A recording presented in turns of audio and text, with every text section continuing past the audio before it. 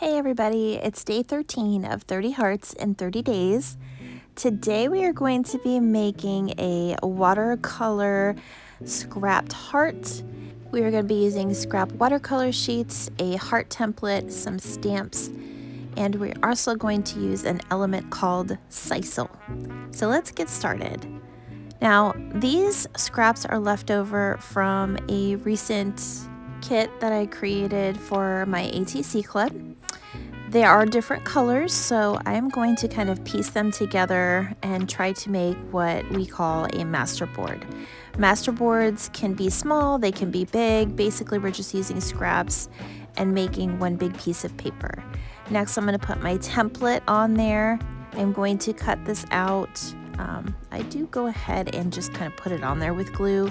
You can trace it if you want, but I wanted this to kind of be a heavy card because we do need to attach that sisal on there later. So that definitely helped with the structure.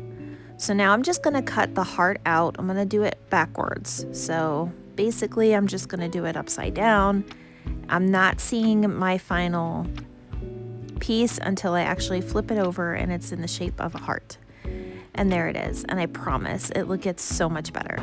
So I did go ahead and stamp out my little birds. I fussy cut them and put them to the side.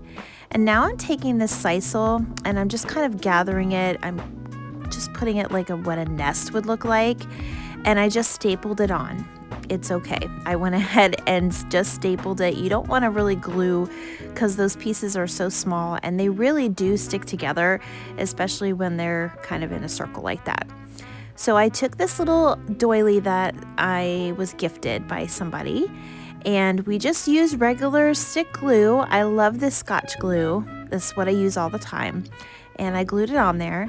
And next I'm going to take my oxidized inks and I'm just kind of doing like a kind of an ombre pink and blue bird just to kind of mimic the colors that are already in the watercolor. Next I'm going to take that double-sided tape and I'm going to kind of have those pop out of that little nest there.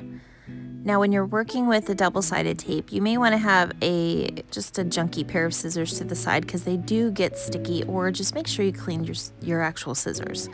So next I'm going to show you guys how to take an image from a stamp without taking the whole stamp. These markers are from Marvy.